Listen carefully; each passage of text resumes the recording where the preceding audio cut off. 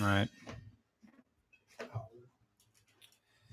Do you need me to hold something? No, it's I think I forgot to put the plunger in. Uh-huh. Thing. Yeah.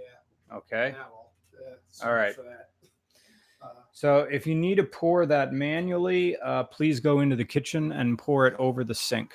Will do. Thank you. Thank you.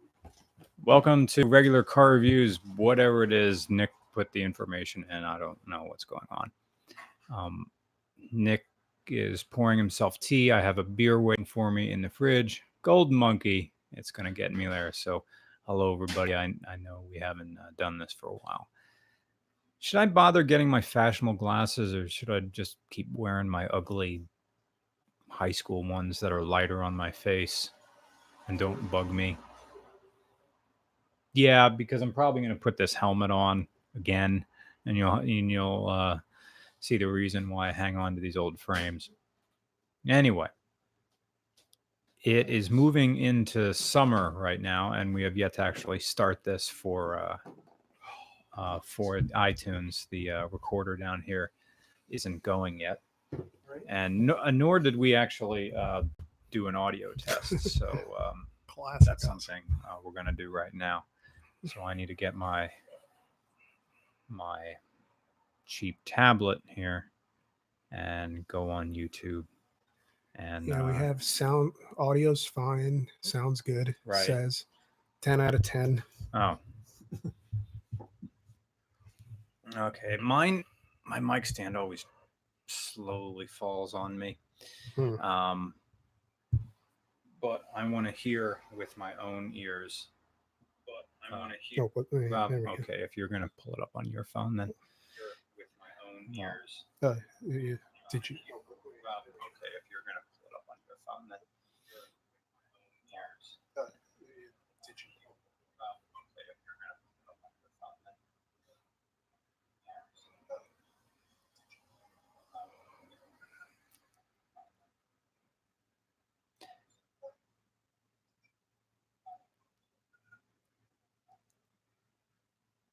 Testing me. Testing me. Testing me. Testing me. Testing me. Testing me. Testing me. Testing me. Testing me. Testing me. Testing me. Testing me. It's fine. Oh, yeah. Now I'm going to have to mute that because the microphones are just going to keep hearing it. Here we go. So next thing is to get it going on my tablet so I can see any super chats that come in. Very nice. And then I share it to various social media platforms. Okay, there it is. Make sure volume is all the way low.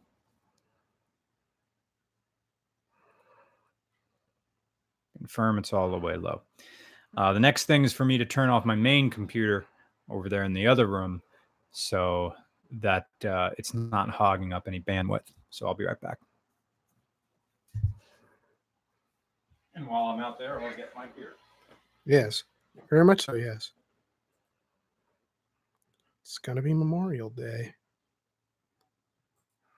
Oh, no, I can't do it yet because next week's video is still uploading. Ha! Very nice. Well, I mean, as far as I know, oh, hello, Andrew, Andrew, Bagpipe Headache 16. What up, Roman? How you living? Well, I mean, I do have a weird amount of health anxiety, but that's nothing new because I always kind of have health anxiety about everything because I've been a hypochondriac like my entire life. I'm convinced that everything in the world is wrong with me.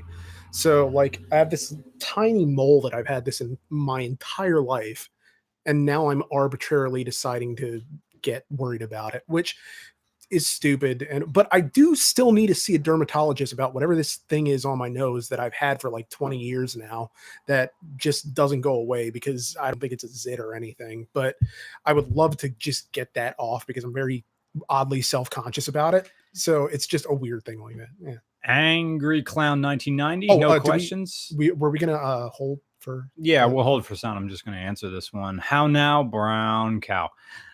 Thank you. Oh, I wonder where How Now, Brown Cow comes from. I wish I knew. The first time I heard it was Vince McMahon using it. The first time I heard it was on a Tribe Called Quest song, but I forget what they said it. All right, we are going to hold for sound. All right.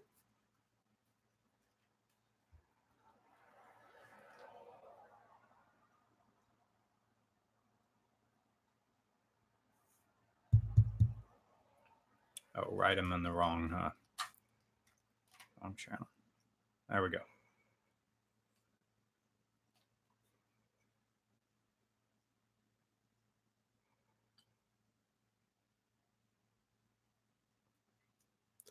Hey guys, welcome to RCR podcast number 61, the silver-haired lady. More on that in a moment. I'm Nick. Oh, timing. I was about to try to crack this beer when it said, I'm Brian. There we go. Yeah. It's kind of like that Ask Reddit thread about what movie line can be instantly improved if you cock a shotgun in the middle of it. Oh, what? No, it's just a bunch of questions. I can't think of any off the top of my head. You know, it's like, welcome to Jurassic Park. Or, you know. Oh, we're already getting into it. P-mailing. There's one before. Yeah. I thought it's the letter H. David Blue has no questions. He just says the letter H. Thank you. P-mailing 2293. Thank you for your donation. Roman. It's a Roman question. Being a wrestling guy, have you seen Dark Side of the Ring? What controversial stories would you like to see covered? I am kind of I haven't gotten around to seeing any of the Dark Side of the Ring yet, although I hear outstanding things about the Von Erich documentary, which is that's the most tragic family. They're Kennedys of professional wrestling in the sense that virtually all the bad things happen to them. And now, granted, a lot of it is a question of whether or not you really want to put that on the industry at large. It's kind of like what ends up happening to like John DeLorean, like how much of that is the auto industry and how much of that is just him, that being his personality, right? Like him being an excessive guy. It's sure the amount of money that he got from out of the automotive industry sort of compelled or further allowed for that type of lifestyle to manifest. Right. But I don't know that you can put it on the auto industry the same way that I don't know that. Well, it's a question again, like, can you put what happened to the Von Erichs on the or on the wrestling industry? And what happened to them is mainly that there's David, Kerry, Kevin, Chris, and Mike Von Erich. So it's 5 brothers, basically. The first one dies of a stomach ailment in Japan, which to this day, people still think may or may not have been an overdose. I don't know. But there were big plans for him. And these guys were like the rock stars of the Dallas wrestling territory. And then after that, it was never really the same after they lost David. You know, Kerry ended up getting into a motorcycle accident and had to have part of his foot amputated. He eventually got really depressed and shot himself. Chris got really depressed and shot himself. I'm sorry for laughing, but it was just timing the way you described that. Mike got really depressed and shot himself. So wait a minute, was that triple? So one dies of natural causes, 3 of them kill themselves, and then there's just one brother left. And so he has like this heartbreaking quote in one of the documentaries, not necessarily Dark Side of the Ring, about I used to have 4 brothers and now I'm not even a brother.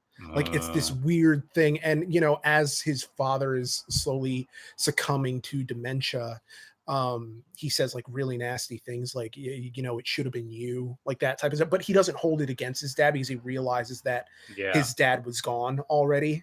But it's the most heartrending story in wrestling about how these 5 rock star brothers sort of were overtaken by fame and failing to live up to it outside of sort of the Dallas territory. And so it's very interesting stuff, but no, I haven't actually seen any of the Dark Side of the Rings. And as far as topics I would like to see covered, I mean, it's hard because a lot of them are topics that would almost kind of be hard for me to watch, like the Owen Hart thing, which it's been 20 years since the accident that killed Owen Hart in the ring, where there was like he was being descended on a safety harness, and then I guess he accidentally hit the release latch too soon, and yeah, it was just that's something they can go into. They can go into the steroid trial from the early 90s. They can go into the they could go into kind of like the Jerry Lawler assault charge, the sort of Garvin sexual assault charge. Like there's no lack of stories that they can tell. And so it's definitely there. But yeah, go for it. Good question. Yeah, thank you for the question. And thank you for the donation. Angry Clown 1990 again says the first time I heard it was Courage the Cowardly Dog. Again, now speaking about How Now Brown Cow. Yeah. And someone else said that it's a radio term, which I was kind of thinking that's what it was. But I wasn't sure because it's not sibilance or anything like that. And there's no hard P's. It was just, I guess, an exercise into how to say rounded vowels, according to this person. Thank you for clarifying that. David Blue said, I asked you guys to test my, sorry, it jumped to the bottom. I asked you guys to text my XJR.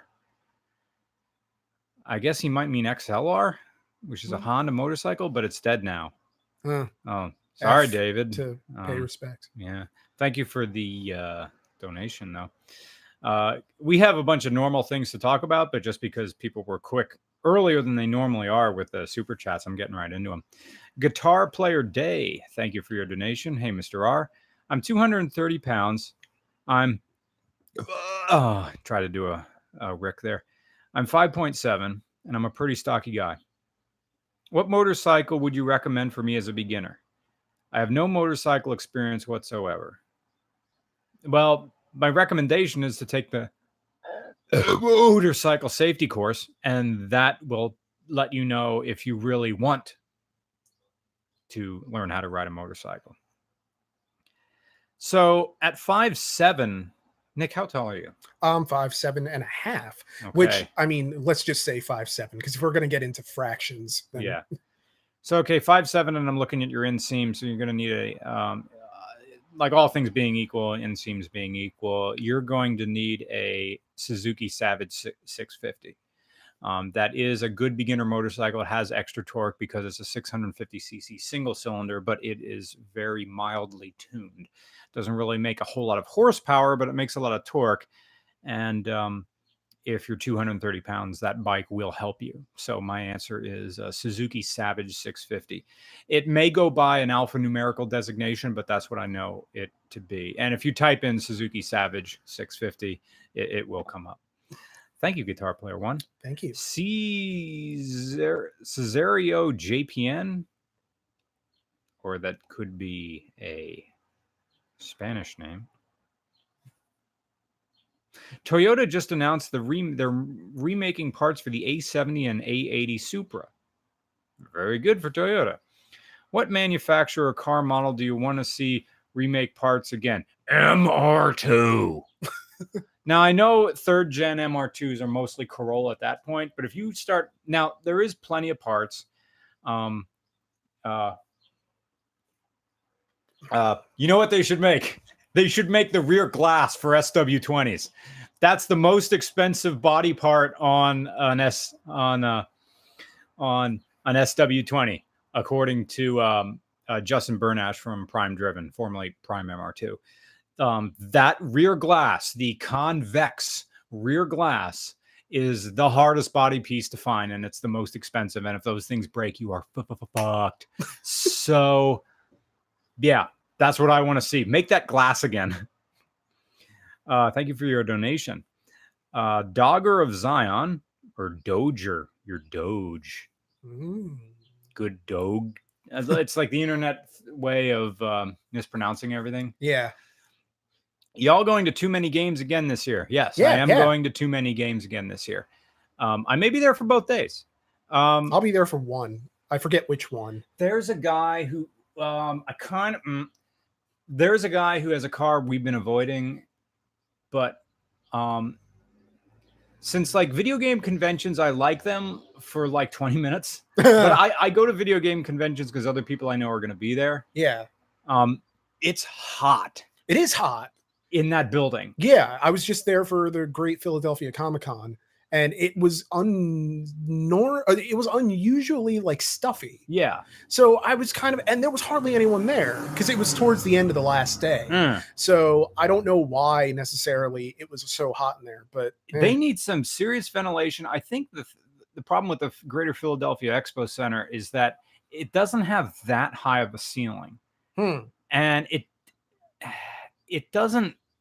There just there isn't enough doors. There isn't enough HVAC. What they need to do is, you know what? They only have outside doors on one of the 4 walls of there. All the other walls go to separate rooms. So what they'd really have to do is have all the doors open and fans in one side of the building, like big stadium fans, blowing air out, creating a vacuum and just sucking air. I guess I get why they may not do that, because they're afraid of people just sneaking in. Yeah. So they only keep one set of doors open. Yeah, that's a problem, because you have nobody manning those doors to prevent somebody from just like waltzing in without a badge. Yeah. So it's strange. It's by the concession area where like the doors are. The doors are. And I think there might be one door in the far right corner just for like shuffling celebrities in and out, because that's where like all the celebrities are, so that they don't have to go through, you know, the plebes just to get to the signing booths. Yeah. But yeah. Anyway. So yes, I am going to be there, and I was thinking of maybe doing a shoot while we're there. It would, since I'm going to be there all day, it would be a nice break for me, and it's a car we've been meaning to do, and it'll get hits. Yeah. So yeah, and plus the guy who knows me, who runs the show. Crap, I'm balking on his name. Screenwave Media. He's a big car guy, and he may not have time because he's busy. I was about to make a mom joke. He's a busy bee at these things, but he is. Yeah. Be able to steal his way to go run around in a neat car. Oh, speaking of neat cars, shout out to our good friend Tony Airlines, who bought his first fun car, a 1991 Honda Beat. I did not see that coming. Neither did I. That was kind of... I thought it was going to be Miata. But then, you know, he did sit in a Honda Beat when we were at the Lane Motor Museum, and he liked it. And then just this morning, like, I get this text, or no, it's yesterday. Yeah, it was yesterday. He said, I just bought a Honda Beat. And I'm like, okay. He says, yeah, I got to learn to drive stick again. Oh, yeah, that'll be a fun experience. Interesting about the thing about the Honda Beat, it's one of the K Roadsters, the little mid-engine K Roadsters. It's the only one that doesn't have a turbocharger. It's the only naturally aspirated one. But what it does have is individual throttle bodies, and none of the other ones have them. It's so pretty. It's blue and everything. It's just so it's so nice. Yeah. Creep says, is there any plans for more teamwork reviews? Yeah. The teamwork review came about because we just got back from the Lane Audio Museum, and it originally was going to be a fully Nick review, but we were pressed for time, so I wrote a little bit and recorded it. So probably as a matter of necessity, that's when you'll see teamwork reviews happening. Yeah, because it's kind of once we got, because I had it figured out in my head, like as we're wandering the Lane Motor Museum, like I kind of found myself realizing as we're there, like I should really be writing for the Sebring right now, but I'm so caught up in everything else that's going on in the Motor Museum that I'm not really thinking about it, and nothing's really coming. And so it's just I don't know. I had to rope Brian in on this, and also because I felt like people were going to want to hear what he had to say about the Sebring. So yeah, I hate that car. Yeah, I hate that car because I used to like that car. Yeah. Well, yeah. Belligerent Octopus says, when can we expect regular bidet reviews? I think if RCR Japan happens, and that will tie into a quick shout out, because I think we found a fixer. for RCR Japan. This is years in the future. Yeah. And it so happens to be a I can't remember if I'm allowed to say his name or not, or if he's going to. Yes, exactly. The window's open, so you're hearing traffic outside. That's his name, Honk. But anyway, because he does speak Japanese, an American who speaks Japanese, and rightfully he should speak it because he works for Arai, the motorcycle helmet company, and he's a fan of RCR, and he was kind enough to give me a new helmet because he heard I've been wearing the same motorcycle helmet for since 2012. So that's a while to wear a helmet.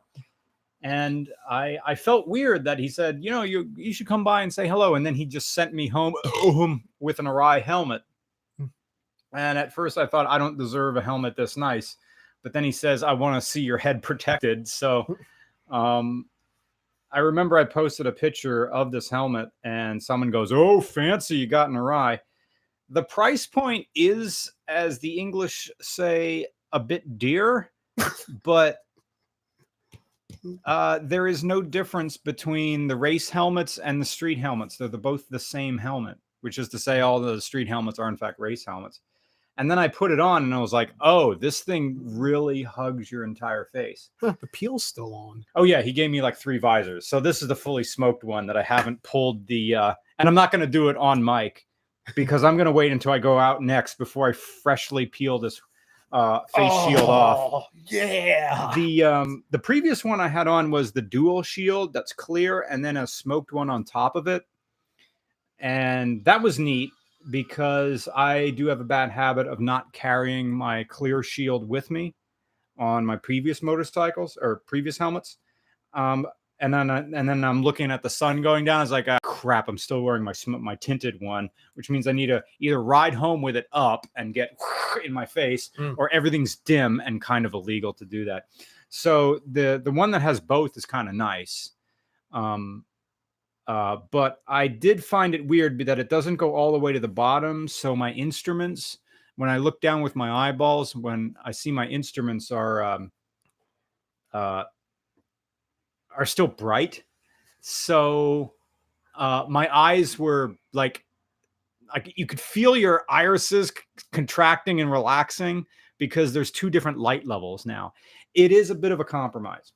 Yeah. To have the twin shields and one doesn't go down all the way.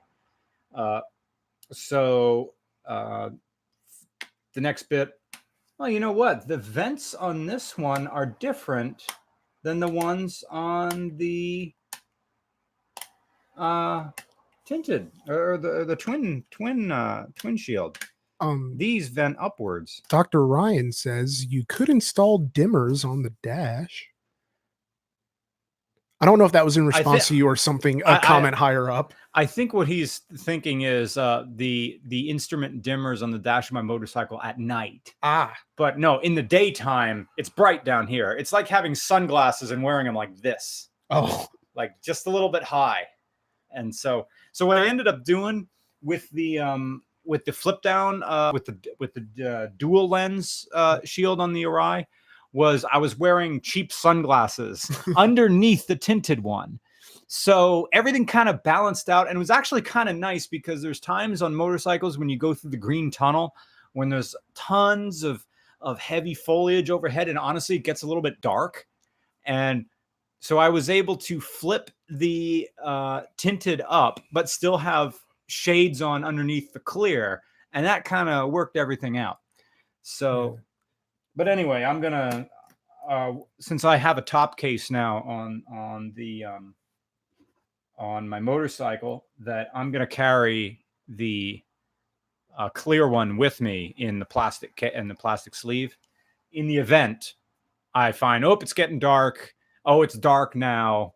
Switch to the clear one. Take the tinted one off. Put the clear one on. Nice. And I'll just do that. One thing I'm gonna have to do, and this is just a personal preference, is I have some of it right here, painter's tape, is I put a stripe of painter's tape on the top of my visor as a sunshade because I am done riding like this. When I ride into the sun, doing this with one hand and riding the motorcycle with one hand. Yeah, no, that's no. Because I don't really, with a motorcycle helmet, you can look almost up. I don't need to see up that high. And even when you're first in line at a traffic light, oh, I need to look at the traffic light. This is me leaning my head back 5 degrees. Now I see the traffic light. So having that little sunshade there on the top helps a ton. Anyway, so I let a bunch of questions go by. Yeah, no. Well, Dr. Ryan asked if they make transition visors or if that's super baller. Oh, I don't know if they do or don't. That's a good question. Yeah, it would be neat. It would be super neat if they have transition visors. There was also somebody who asked to tell the story mentioned in the Jeep JK review, and I have no idea what they're talking about. I think they're talking about this story that happened at my buddy Tom's wedding, and I think I told it once on like a Discord chat. It's kind of dark, and it's more of a story. If you ever meet me in person and we all end up at a bar, that's kind of the story you tell at like a U-shaped booth where everybody leans in, because it's one of those stories. Yeah, you just kind of make glancing. I mean, you've told me the story before, so I know what you're talking about, but it's still like not for mixed company. Yeah, there's specific language in that you have to say to make the story work, because it's what was actually spoken in this encounter. So, and that's part of the funniness and cringiness of, this was a real thing that happened, you know? Yeah.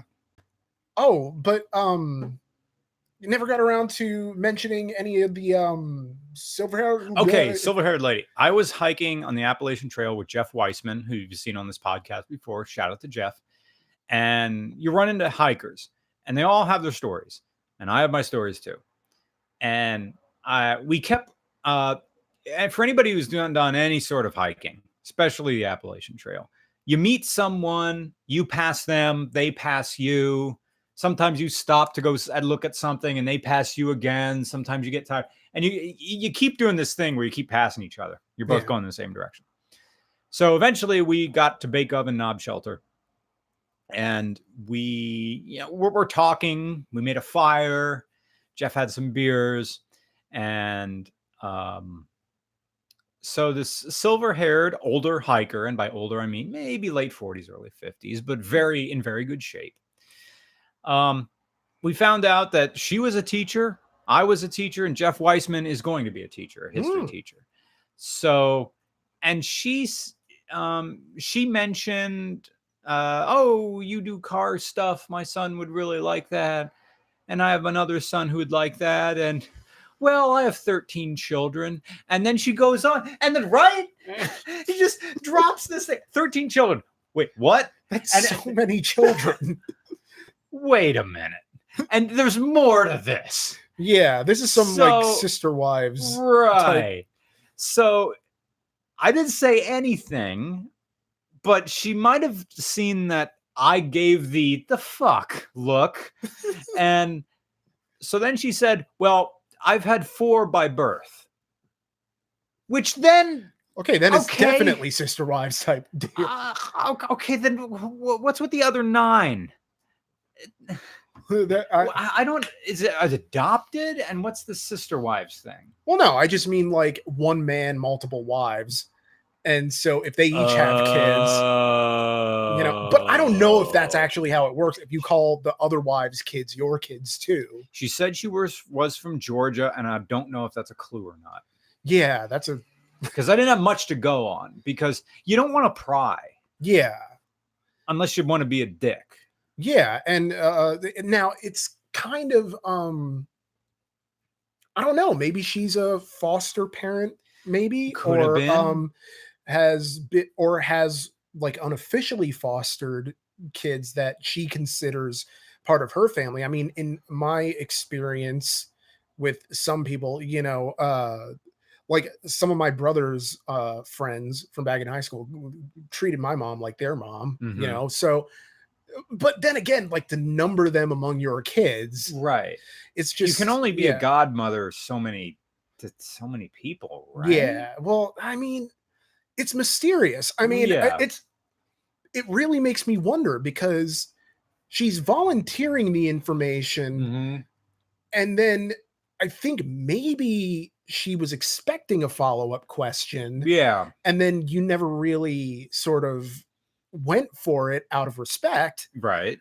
But because you never followed it up, it's just kind of left there as this awkward mystery Yeah. that makes no sense in any other context of Yeah. I have 4 children by natural birth and then just 9. Like, okay, if you adopt a child, 2, 3, maybe like these are orphans that you don't want them to be separated by the system, and then you take them all Yeah. on. But like 9 of them, like that's just kind of the. Yeah. But hey, shout any woman who can raise 13 kids is like a superhero to Yeah. me, because raising 1 kid, I imagine, would just be insane to me. Yeah. And so, like, crazy respect out to that woman, especially if she's doing all this and maintaining hiker shape. Yeah. And being And a also, teacher. then what are you out? I guess they're all out. She was hiking with. She was kind of waspy, and not for nothing. I'm just saying, she had like I took a photo, and willingly I didn't sneak it. Yeah. And she looks more blonde in the photo than this, but sort of general Boulder, Colorado looking kind of athletic white mom. Yeah. Hiking with general purpose Asian daughter or someone like someone easily 20 years their junior. Hmm. And I didn't ask and I only put up 110. So another child, a friend, I don't know. Yoga friend, maybe? Maybe, yeah. I mean, yeah. Know. There's always. Yeah, it's like that's like a thing with the trail. Like you learn, like it's like assembling 20 jigsaw puzzles, but you have to search for the individual pieces all around your house. And you can only find it when they approach you, when they're like, so you're piecing together other people's stories.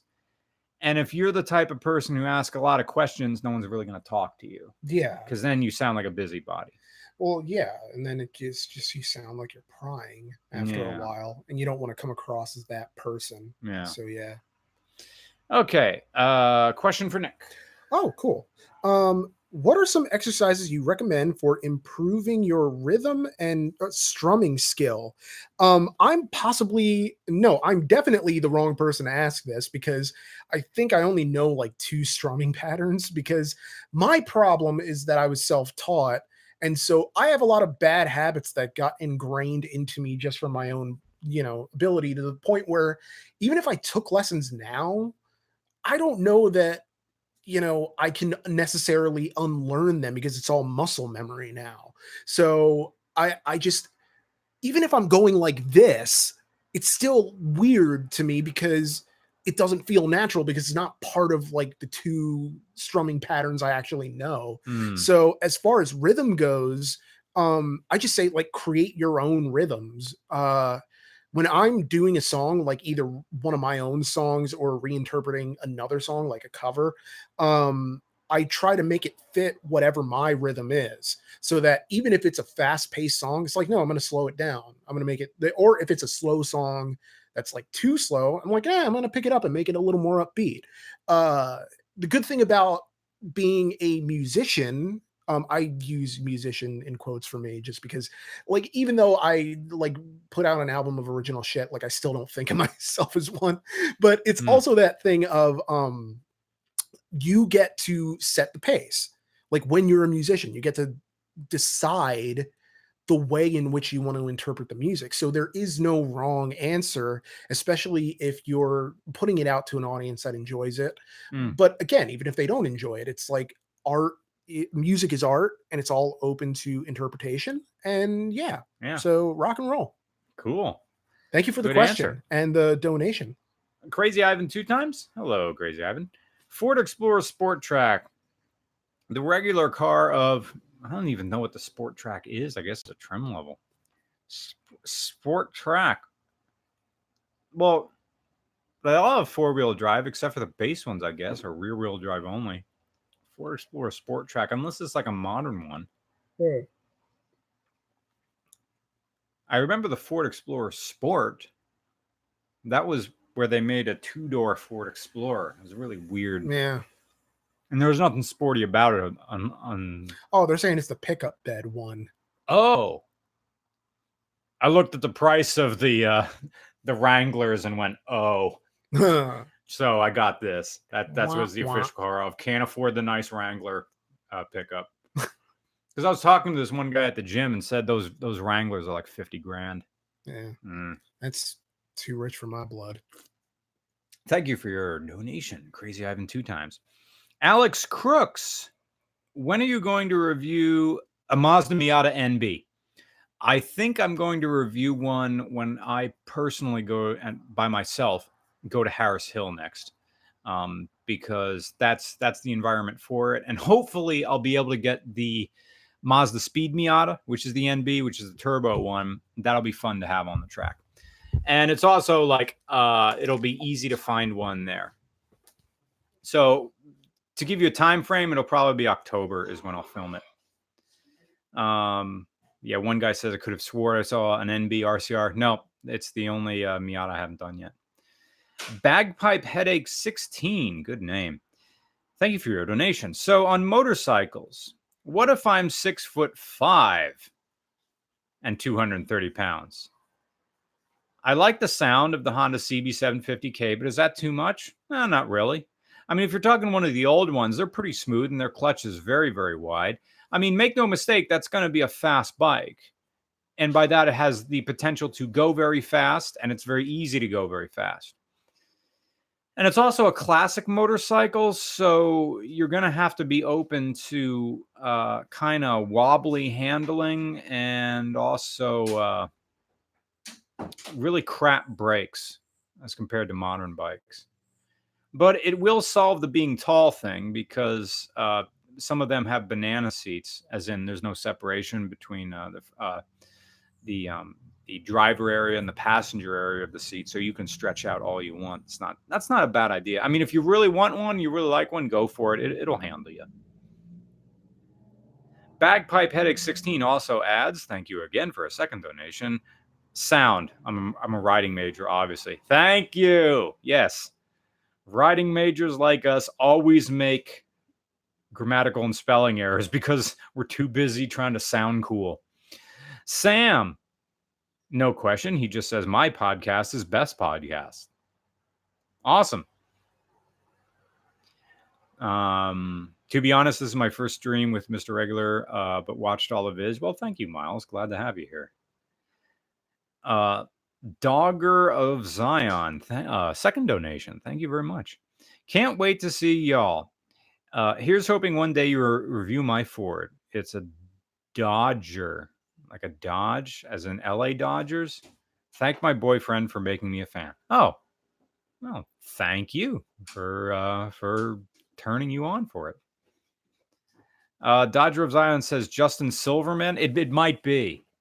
I have his card somewhere, and I have his email.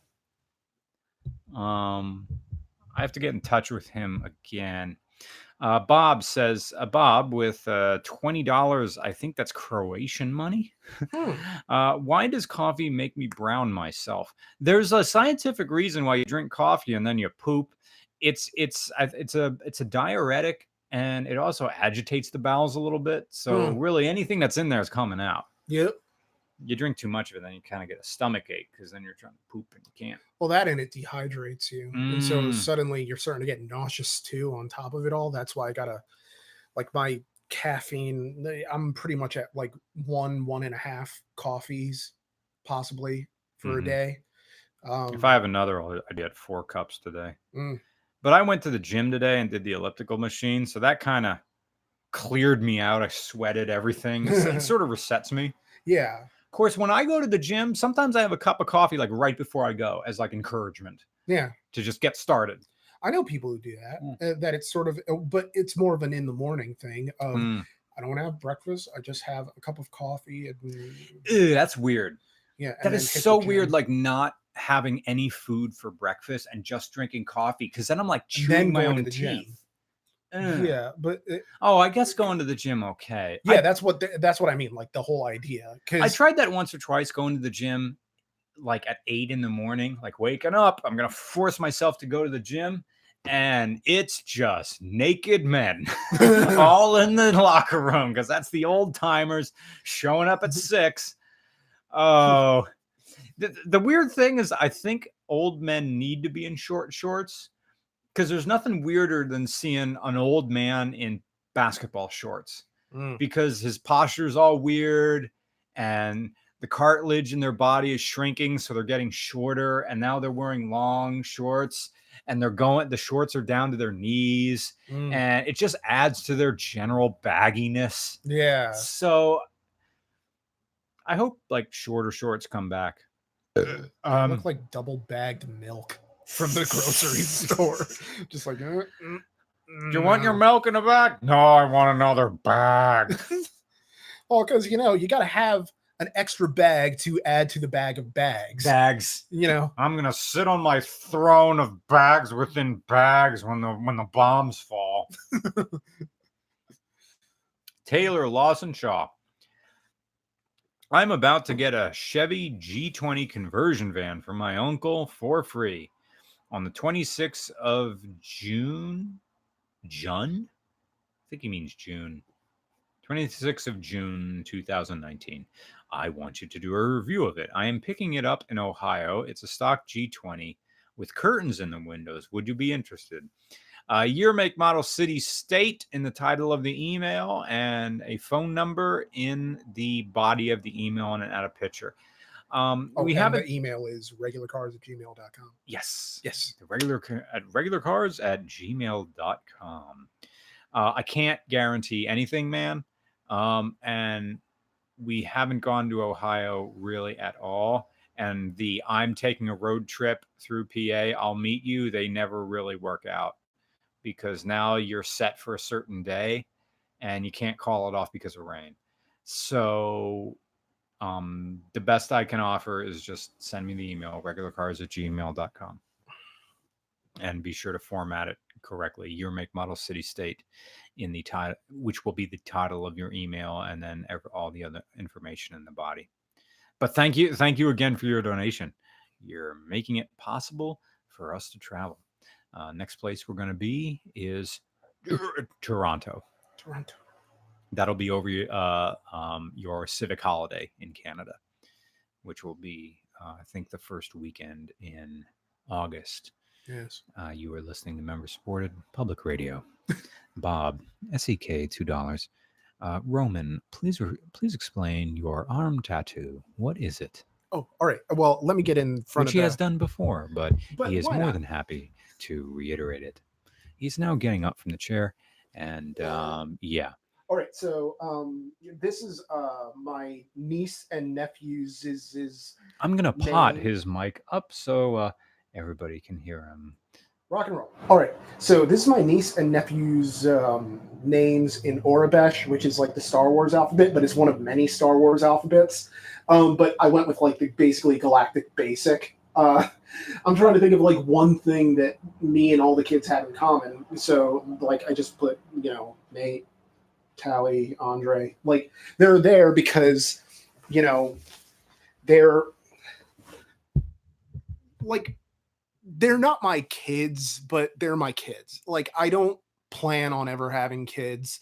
I don't necessarily want kids of my own. But like, they're enough, and they're more than enough. They're everything. And that's very much something that I just love to kind of, I don't know. It was kind of a spur of the moment thing. Like, I was bored one day and decided like, well, I guess today's the day I'm getting the tattoo. I went in, they saw me, they got it done. It was like a half hour and I was out of there. And it's very nice to just kind of have a nice representation of them on me, because like they're always with me now. And that sounds pretentious, but like also it's the type of thing where I know that I'm never going to get embarrassed by this, like no matter how long I have it on me, because even if, you know, Disney drives Star Wars into the ground, I'm still not going to regret getting this. Nice. So yeah, rock and roll. And because I'm never going to like feel differently about them. So, you know, any of these kids could kick me in the mouth and knock all my teeth out. I'm not saying they should, Right. but I'm saying that if for whatever reason they did, I would still love these kids. So yeah. We have one regular chat. I'm trying to find out. Yes. Avery Kelly says, shout out to Reading, Pennsylvania. Hey, Reading, Pennsylvania. There was someone up top who said that they drive along 422 like every other day and asking if it's ever going to be fixed. And the answer is no, because it's Pennsylvania. Construction season is year round, especially at this time of year where they really ramp it up, where they start fixing the things that don't even need fixing. Like they're going all in. They're like, it's like they just got, you know, whatever the government equivalent, the budget's approved. Yeah. But just like now we're going balls deep on repairing the freaking tar snakes or whatever. Bob, thank you for your donation, Bob. Okay, car question this time. I like retro. Why can't they make a good retro style cars? And I don't know if these. He says the PT Cruiser, Chevy SSR, and newer Thunderbird are all crap. How about that? There is one car that you can't get, well, you now can get in the US because it's now over 25 years old, is the Nissan Figaro. It's going to show up in one of the videos we shot at the Lane Motor Museum in Tennessee. That is a good retro style car. It's like an original Mini was made in 91. So it has nice thin pillars. It's roomy on the inside. It has a thin steering wheel. Doesn't have airbags. Probably could use them, but, you know, it's style. That is a very good retro car. And it's now technically a classic because it's over 25 years old. But that is a modern retro car that's fun looking. So they did make one. They just didn't sell it here. It is the Nissan Figaro. Nissan. Sorry for my American accent for people in the other parts of the country. I know the correct pronunciation is Nissan. Nissan. It's like how we pronounce that one noodle company who makes that ramen. Nissan Ramen. Oh, yeah. Cup noodles. Camera Bird. Thank you for your donation. Ever seen an RZ1 B12 Sentra Sport Coupe? If I did, I can't recall. Sorry. Like a Nissan Sentra. That's a B12. Not sure. But thank you for your donation. Burnt Coolant Productions. Thank you for your generous donation. My dad recently bought a Kia Soul. They're fine. After having driven extensively, I can confidently say that a Kia Soul is an S-tier vehicle. Buy one. What's that mean? It's like military. Like S rank is like the highest, I think. I want to say, is that a One Punch Man thing, or no? I think it's an actual military thing. Well, I mean, the only reason that I know this, or the only reason that I think I know this, because I'm not entirely sure it's right, is Metal Gear Solid 5. Like the highest rank that you can achieve is S rank, in terms of like when you clear a mission. So yeah, I'm guessing like S rank, S tier is like the top of the line. Now I'm sure somebody in the chat will correct me about that, but yeah, it's or agree. I don't even know, but yeah, that's Matt Happel from Sloppy Mechanics, who I'm still trying to film his one car. It was one of his amazing sloppy creations. He also daily drives a Kia Soul. He loves it. You can fit like two LS engines in the back of that thing with the seats fold down. He doesn't give a fuck about that car. Ash Vampire says, Mr. Regular, I just bought a BMW i3. What do you think of them? I love them. We used one. I had one on loan for an entire week while in New Zealand. It's great. And we used one as a camera car down in Tennessee. Yeah. That is a fun, electric car, rear wheel drive, tiny thin wheels that break loose. It's great. A little bit funky, especially the rear doors that are suicide doors. You have to open the front doors or open the rear doors. That takes. That was kind of annoying, but Yeah. especially, you know, if I'm in the back, like keeping an eye on the camera, then it becomes sort of that, and like just posture wise, it was a nightmare. Yeah. Just because you have to turn your whole body around. Yeah. Whereas if I'm in the back of the Forester, I'm just kind of like comfortably like this. I'm not having to like like that. The problems of having a small, but it's a small car. Don't get me wrong, it's tiny. Yeah. Let's see. Got to him. Man, Nashville was a blast. I mean, the especially the downtown part. Yeah. With the Brian Siskin, the guy Art Fight podcast, which we were on last week.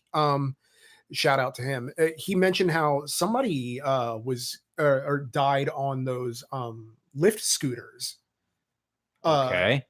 And I forget, he had to sign off before he could elaborate. So I'm assuming somebody got, you know, hit by a vehicle, because I can't think of any other way those lift scooters would kill you.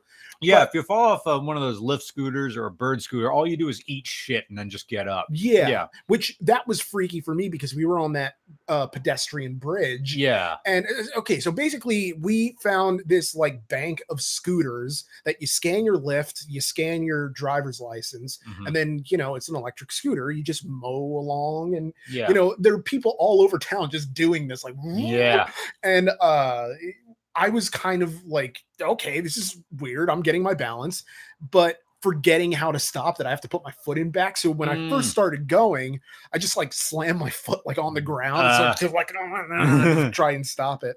And it makes me wonder if the guy in that barge has to do something similar in that, like, he's driving the thing, but like everybody's pedaling. Because it's this weird pedal bar thing. Yeah, the pedal bar with the bachelorette party. Wine. Yeah. Mom wine in the vehicle. They're all singing Shania Twain and pedaling along and just yelling woo indiscriminately. Whoever invented those things is laughing. Yeah, like, oh man. Like to and from the bank. Yeah. The only person who isn't laughing is the poor bastard who has to drive the thing. Because they better be tipping that guy. They better be, because he's not only driver, he's DJ. So like he's, you know, so when they're playing like Feels Like a Woman or Feel Like a Woman by Shania Twain, and they all like freak out, woo, yeah, gonna live forever. And like that whole thing of where they're he's like contributing to making their night. Yeah. And so it's just that type of thing of whether they're pedaling or not, he's still doing an insane amount of work. Yeah. Those things. Yeah. Victorious, thank you for your donation. Here's some coffee fund money for your guys and your troubles. Glad I could make it to the live stream today. Glad to have you, Victorious. I hope you're having a good time. Thank you for joining us on this Thursday evening. Lovely weather outside. I think tomorrow's going to be good as well. Here's hoping. Yeah, we got to write tomorrow. Yeah. Same time? 11 or 11:30. 11's fine. All right, 11's I'm done editing, so. All right, yeah. I'm probably going to have to come back and like record because it's later on in the week, and I'm looking to ride somewhere Saturday, which just leaves my Sunday to do audio. Anyway. So my Friday tomorrow, like the second half, will be my weekend. Not that Saturday I'll do stuff as well. I'm trying to force myself to be more social. My aunt's having a cookout on Saturday if you want to come to that.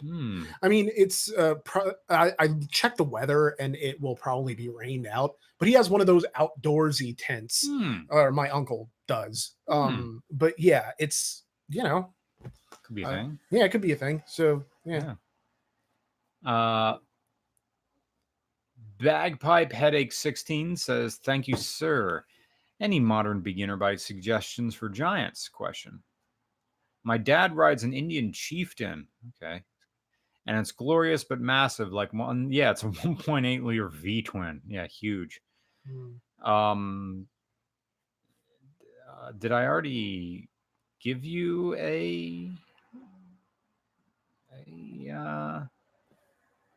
what do you mean giant? Are you a legitimate giant? What are you pointing at? No. I'm waiting to see how far behind the stream is on my phone so that I can kind of, I'm not sure what you mean by bike suggestion for giants. Yeah, because there are two types of this is part of why it's an issue whenever you come up with the type of are we talking size as in height or size Yeah. as in weight?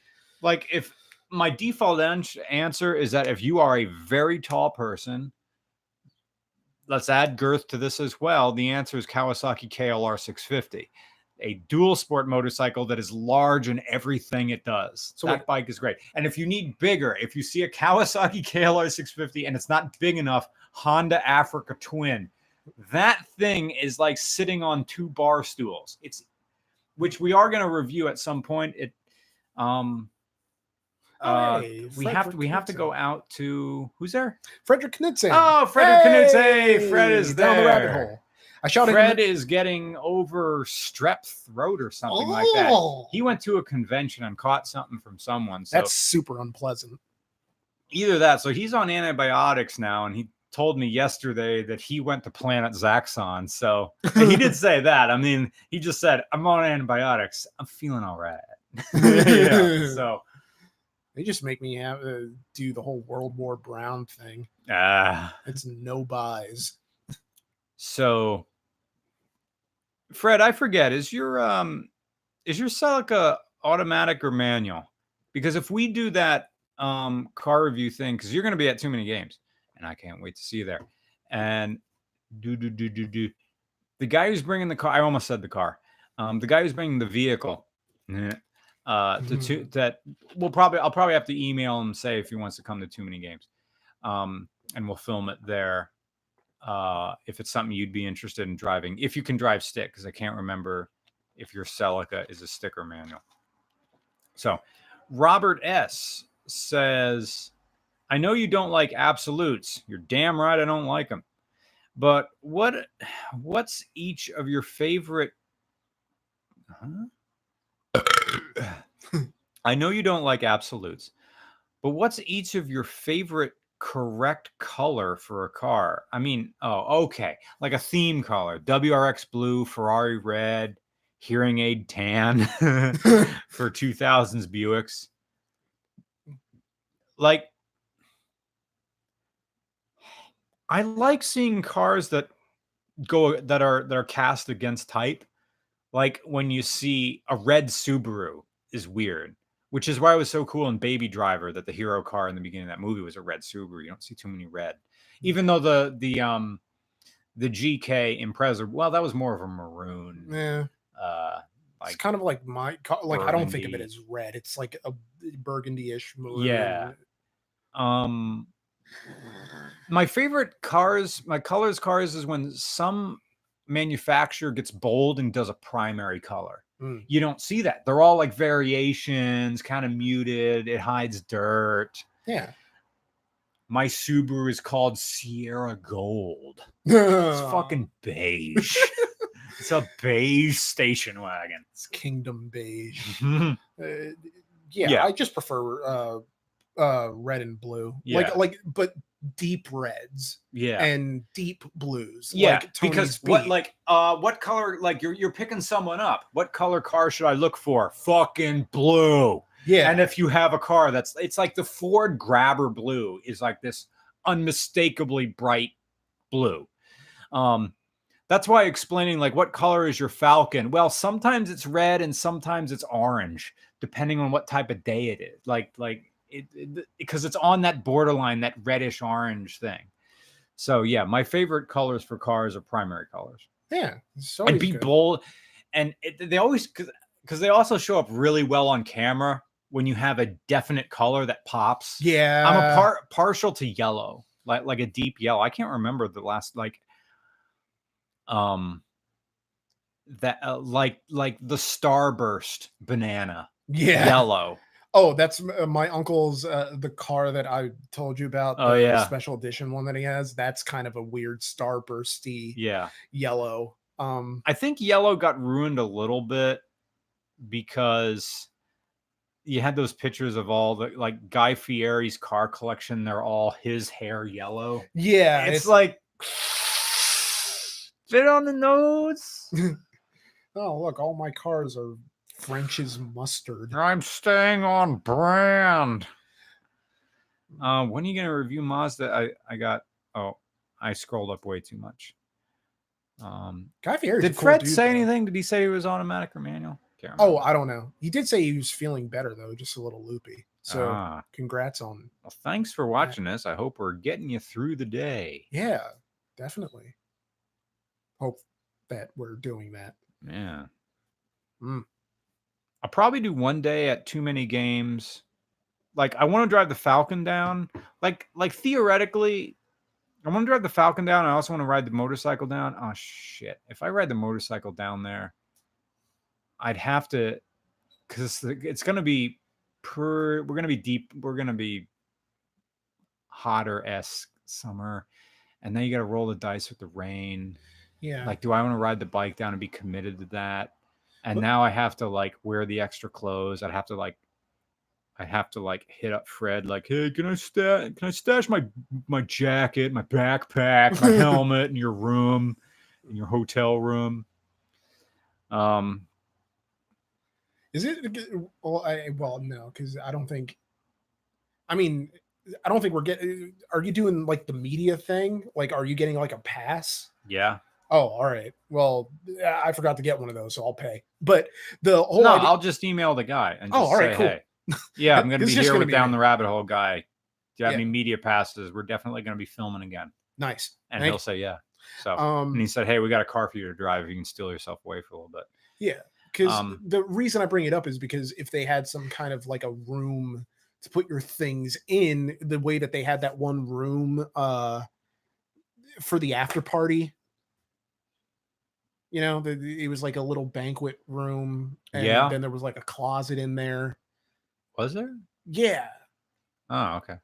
Oh, and this person said Fred said it was the manual, and he isn't able to come to too many games. He's not coming. Oh. Fred said he's not coming. He's not coming to me. Yeah, it was scrolling up. He says right there, unfortunately, I messed up. He said, wait, unfortunately, I fucked up a bit, and I'm not going to be able to make it to too many games. That's a shame. That's a right shame, mate. Yeah.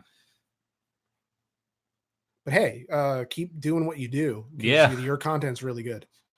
I shot you out in my vlog on my personal channel about the anxiety attack I had in Nashville. Oh, yeah? Yeah, because I watched the beginning of that, but then I had to keep editing. No worries. I was just kind of mentioning how like I went down a rabbit hole of like question, and then it just quickly flashes on screen like watch Frederick Clinton on YouTube, and then it's like a subliminal message just incepting into there. Yeah.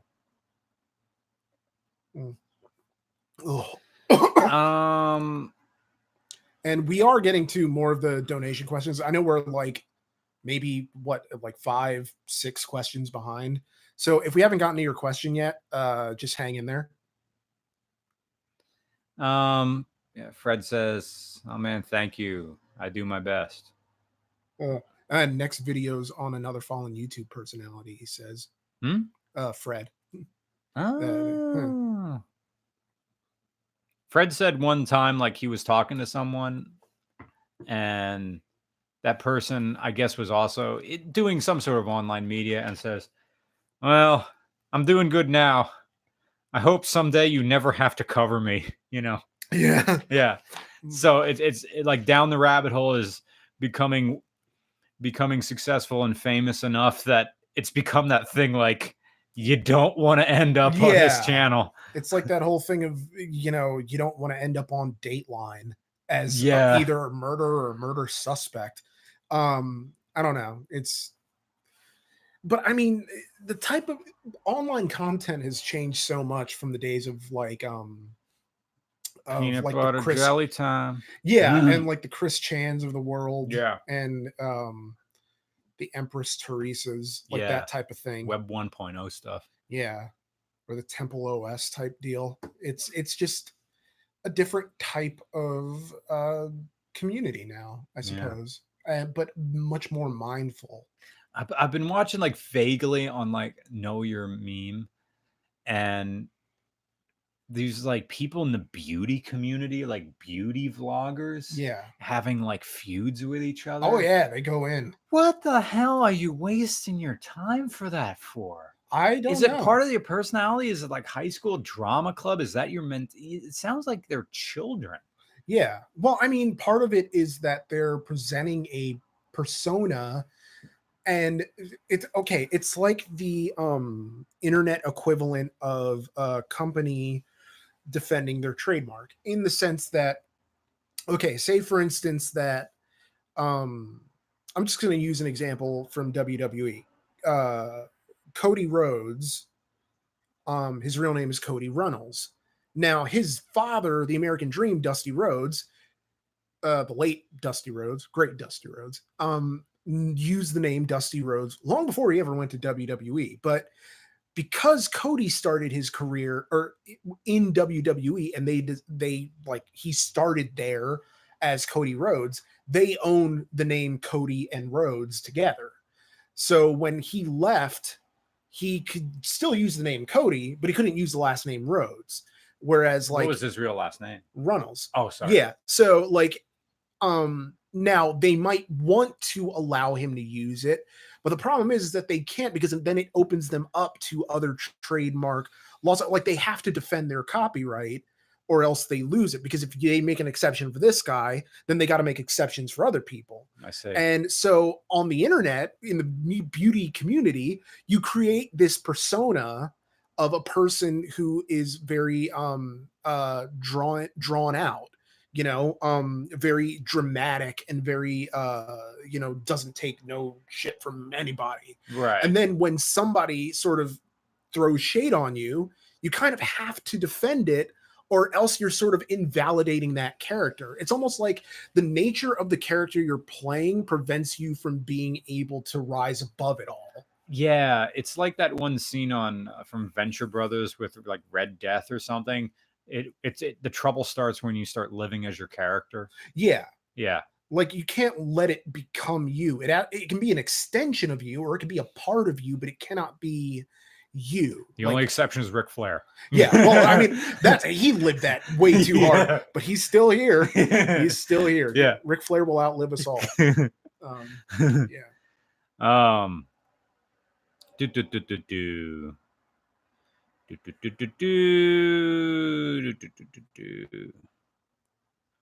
Fred says, didn't know anyone was copying me and don't care. No one's copying Fred. I don't get that. My Celica is a manual, and I'm not going to be at. Oh yeah, too many games. How often should I use the parking brake? I'm scrolling back up trying to find my place. We haven't gotten the sign in a while. We may have to go get that sign. I completely forgot about it. The last podcast we did, we never got the sign out. Yeah, it just sort of petered out. Yeah.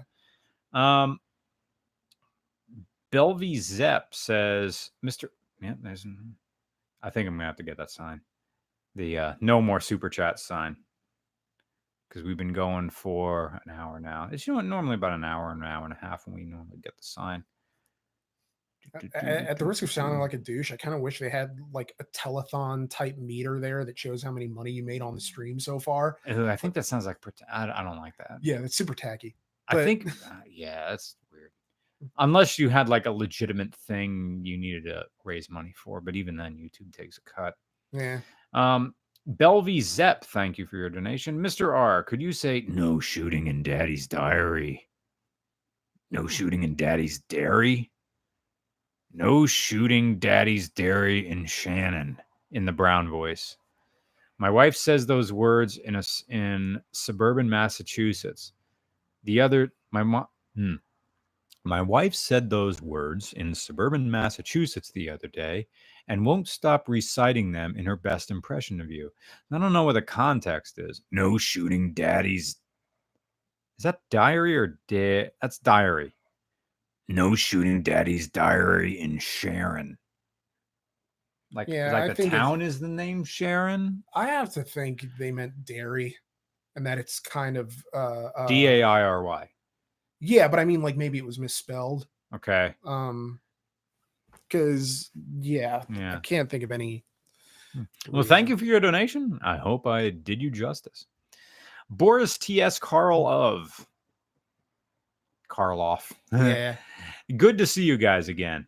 I enjoyed the way you guys did the Sebring video. Any plans to do another one like it with you, both you guys reviewing? Yep. It'll probably happen when we're pressed for time. Yeah. And then we'll both narrate something. Time Thank you crunch. for your donation. Dodger of Zion again. Let's Snapchat. No, we won't. I will be emailing you later for a potential awesome next thing next summer, a really awesome thing. Well, regularcars@gmail.com, your make, model, city, state, and put all the information in the body of the email. You are listening to member-supported public radio. Boris, I asked the same question earlier. Oh, this is a good one. Chrysler Sebring convertible, the official car of the district manager, who is so ambiguous and inoffensive, he calls it an open marriage, even though it's clear what's actually happening. Nice. Jarrett Stallworth, thank you for your donation. Possible Evo 10 review, submitted mine, Chicago based. Thank you for submitting it. I do want to do an Evo 10 and talk about the end of an era for Mitsubishi. So life is long and we will get to one eventually, and I'd like to do it. Thank you so much. Larry just says Larry. Thank you for your donation. Question: I am a Uber and Lyft driver driving a 2018 Ford Fiesta ST, small car, relatively cheap. Should I be worried about all the extra miles I will be putting on? If it's an automatic and you're doing a lot of city, eventually those clutch packs are kind of go. I don't know if that's an automated manual or if it is a true torque converter on those things. I have no idea. Every single Fiesta I've been in has been manual. And if yours is a manual, you have no problems. If it's an automatic, you're going to have to just look on recalls and stuff like that and see when that transmission starts going. Thank you for doing the hard life of being an Uber Lyft driver. We rely on guys like you when we get to towns and we get to the airport and back. I used to do it myself and I didn't have the heart in me. I stopped. I couldn't do it. Thank you for doing that, man. I always tip Lyft drivers unless they're dicks. Like that one guy who took his eyes off the road and started using his phone. Yeah, to try to show us something. Fucking drive. We're almost there. We're almost there. And then he took a turn really slowly and almost cut a guy off. The guy didn't honk. That guy was definitely out there. And then there was the other guy who had the flat earth books on his lap. Okay. Perfectly normal otherwise. Yeah, perfectly normal guy. But he was driving the car. He had a towel on his lap, and stacked on his lap were like 2 or 3 hardcover books. Now, I was in the back. I didn't see what they were. Who was in the front? Was it Tony? Yeah. Yeah. Because I would have been in back. And I asked Tony when we get out the car, so what was up with those books? And it's like, dude, they were like the truth about flat earth, or like, and I'm like, God damn it.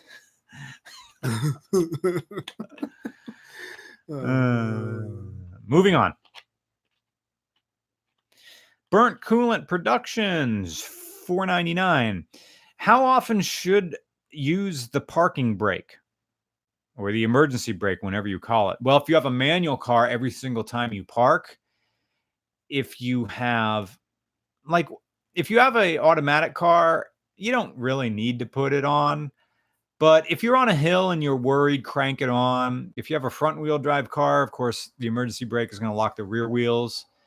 I'd say put it on when you get to a hill. Now, when I had an automatic car, I put it on every single time. It was just a reflex. I suppose if you take a car autocrossing, or if you're driving it in like a racing environment, when you're done, do not put the emergency brake on because it can stick on. And also in the wintertime, and when I say winter, I mean like 20 degrees Fahrenheit, then use it. Or in Celsius, like negative, I think that's like -5. So if it's well below freezing and chilly, you don't really have to put it on. But I mean, if you have a manual, you have to put it on every single time. Because it can pop out of gear. Someone asked what my next car will be when I'm done with the SN95. I am not thinking that far ahead because I don't know. I love my car. I don't want to think about the time at which. Well, now, granted, like you got to prepare for inevitabilities, but also like I don't even really know what I would want. It's like it's like my love life. Like I don't know what I want. It's just like what am I?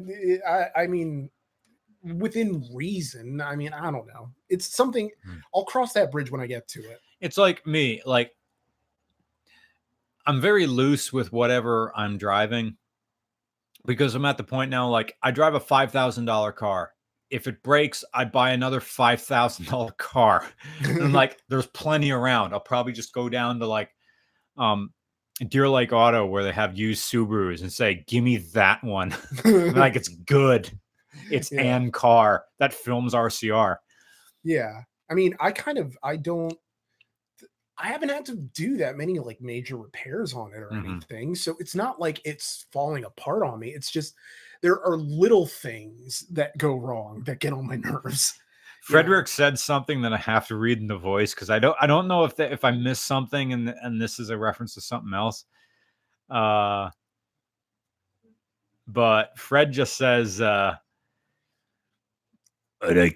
like to add my girth to you, Mr. Regular. He has to be talking about something. Or maybe he's not.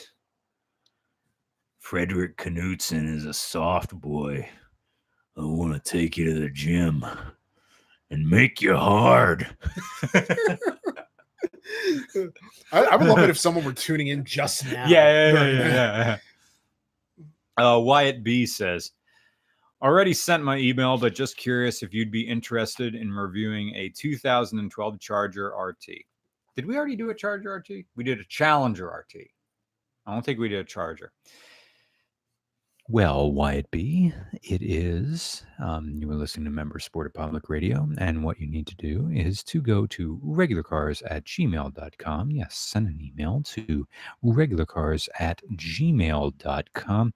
Your make, model, city, state in the title of the email. Yes, your make, model, city, state in the title of the email, and put everything else in the body of the email, including your phone number, a picture of the car, and anything else you want to write.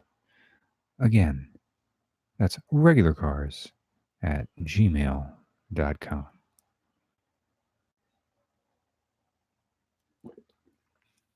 Weather today is 68 degrees in the mid-state. Dew point of 69 degrees. Nice. And sunset will be at 8:10 p.m. Sunrise at 5:50 a.m. Winds west-northwest at 5 miles an hour. Chance of rain, 0%. I got to do another one of those. Yeah. Like really overtly soothing. Yes. Because people have been wanting another one of regular weather reviews. I have to get way. Honestly, what I have to do is I have to get way up on the mic like this. And then with the mixer here, pot myself down to like -20. Nick, I'm going to mute your channel just for a little bit. So I'm going to be way up on the channel like this. I am going to be practically eating the mic. And while I do this, I'm going to talk about Mr. RGW 982. As a donation, he said Fred said his car was a manual, and he isn't able to come to too many games. That's a shame. Everybody here at RCR Central was looking forward to meeting the internet historian Bob with SEK. It's Slovakian currency. It says, when will you tell the story in the Jeep JK video?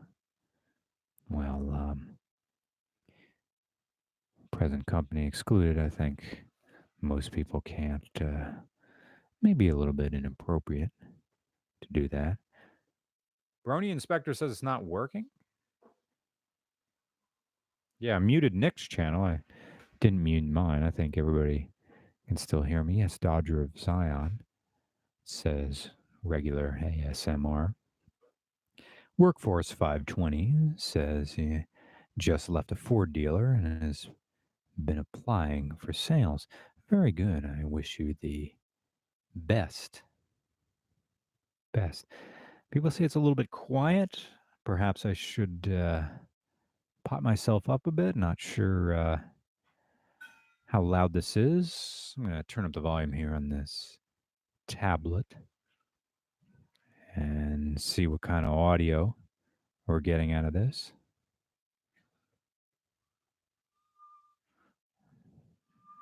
It's not hardly getting any audio at all. Nick, can you get your phone out and see if turn up the volume? See if we're getting anything out of this. Oh yes, very good volume. Yes, very good volume.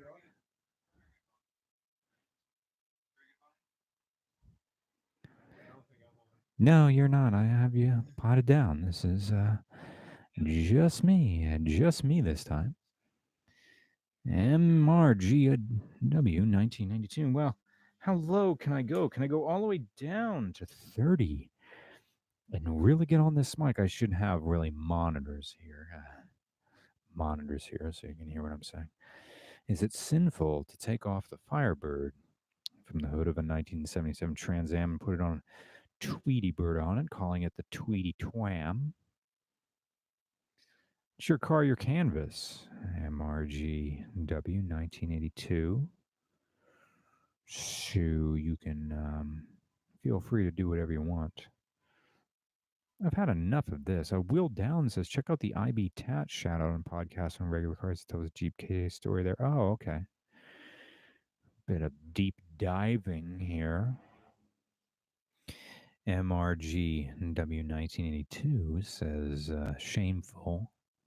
I can't do English today. Are you adjusting the gain on the mix? Yes, I am. I probably have it way down. It's up a little higher now. Tony Ski is a new guy. Haven't seen you yet. Roman, when are you making a theme song for the podcast? Your mic is working now. Oh, cool. Never o'clock. But it's not because I don't want to. It's just because when this used to be Ask RCR, I had a little ditty that I wrote that I never actually used for anything, which was basically just come as you are, but instead it was just like Ask RCR all the things that you wanted to know, and it's just like it didn't really work, and then. That's just another thing to kind of like work out in terms of like audio levels and adding over here after the fact. And that's kind of weird in the sense of I don't know with a live podcast how things like ads work. You know what I mean? Like sponsors, like the way that they transition into it. The same way that I transition into Blue Chew with the no, it's just like that type of thing of there has to be I think there's kind of an unspoken art to the podcast sponsorship transition. Yeah. And I'm sure, it's that I don't really know how to manage a podcast at all. Like I keep forgetting to announce like when we're doing it. We hardly know ourselves. And we're just flying by the seat of our pants. It's just extra content. It's not something that like we're setting out to be podcasters now necessarily. Like it would be nice to be sponsored, but it's not something that we're necessarily trying to make happen. Aside from the fact that I'm not entirely sure how you make it happen. Right. But I'll look into it because we're 8 away from 69 podcasts. Nice. And it would be nice to kind of have a sponsorship to go with that. Will. Thank you for your donation. Will, I really appreciate how well you guys contextualize the trials and tribulations of adolescence. Oh, I feel like I'm still living in it. 40 is 3 years away. No, it's 2 years away, really. You count July, it'll be 38 in July. Hmm. But I still feel like I had these moments sometimes when I see the type of face of the person who will smile, who would have smiled at me and say, "Come here, Brian," in middle school, and knowing that there's a bit of physical abuse at the end of this. Ew. When the gym teachers aren't looking, and seeing that face walking to you in the grocery store, I just go to a different aisle. So I still feel 15 a lot, even though I'm pushing 40. No, I feel the same way sometimes. Someone sent a question, Wyatt, I assume it's Wyatt Bowman, not sure. Question for Nick: how would you feel about fans sending you videos / sound clips of themselves singing and playing music? I wouldn't mind that at all. That'd be nice. I mean, I don't know, like, there's nothing I can really do for you. Like, I don't have any connections in music. But people send me nice things sometimes. Someone sent me a thing of fan art that was very nice and that I still Oh, cherish. nice. It was it wasn't physical. It was drawing that they did and emailed it to me, but it's very nice. And it's always nice to have interaction with the people because it's part and parcel of what keeps us afloat. Oh yeah, totally. It helped me get through the past 4 years and has excited me to go off to a liberal arts school. When you're at this liberal arts school, wherever it is, experiment as much as you please. You'll never know what new technologies are going to come out, or where the face of media is going to go. So anything you're mildly interested in, please do it. I wish I would have done college radio in undergrad. I waited until graduate school because I thought that wasn't for me. Yeah, I wish wait. No, I did do it in undergrad. Yeah. But I did it for like a hot minute. Mm. I wasn't like seriously doing it. Not enough to learn the controls anyway. Another compliment for the Sebring review. Alex Rosen says, "Greetings from Germany. The Sebring review is fantastic. You guys get maximum value out of your English degrees." Thank you. Thank you. It'd be neat when we do RCR Germany, it could be just called Hamburg to Hamburg. Yeah. We just, I don't know anything about Hamburg or Germany, but it's like, yeah, we'll just go here. There's still a lot of places in the continental United States we got to go, though, like RCR Right. Vegas. We still haven't done Vegas. Yeah. We're kind of feeling Scottsdale, Arizona. RCR Scottsdale. Yeah, because I just want to go to I just want to be at an auction. I want to be at a high fuck off all auction with Just like write weird about it. ballers all around me, paying way too much for Dinos. I want to be in that. Maybe it'll suck. But but like the dream is like you go and then after that immediately to the bar. We're gonna write about this. Yeah, these people. Yeah. Any chance of RCR coming down under? It's an inevitability that we do Australia. Yeah, I love Angela White too much not to go down under. Oh, that could be taken so badly. But I mean, she doesn't even live there anymore. Why am I saying whackety schmackety? Josh Pohl says, "Thank you for your donation, Josh. Hi, guys. Girlfriend just got her cycle endorsement, meaning motorcycle endorsement, and now she is bike shopping so she can go riding with me. Excellent. That's a good relationship. Ideas on a good first bike with a low seat height. Ninja 250. My initial thought was Ninja 250 or Honda Rebel. Well, those are good first thoughts. But again, let me make something crucially clear to you, Josh. This is her purchase. Let her get the bike she wants. You can offer suggestions, but don't push her. Purchasing a motorcycle is like a guy purchasing a wallet. This is going to be something you're going to live with. It has to feel ergonomically. Let her. A motorcycle purchase should always be emotional, unless you just got your license and you want an R6. Then you're a dumbass. But this is her bike. Let her pick it. And that's it. RCR Alaska and Pacific Northwest, says Hootie Who. Yeah, dude. Pacific Northwest. I mean, we did Portland, but we didn't do Seattle. At the risk of deploying a stupid question, like, where will we even film in Alaska? I know a few spots in the Anchorage area because I lived there for a bit. Yeah. We could always film at the Diamond Mall. Like shout out to people in Alaska. Like, yeah, the Diamond. I know that place. I know the skating rink. There's a bunch of parks that we could go.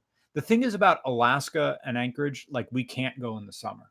Yeah. Because it's like mosquitoes will hatch in like June and then die by the end of August. So they're incredibly aggressive. We would have to go in like November or something like that. So it will be cold, but people are great. Like, I believe it.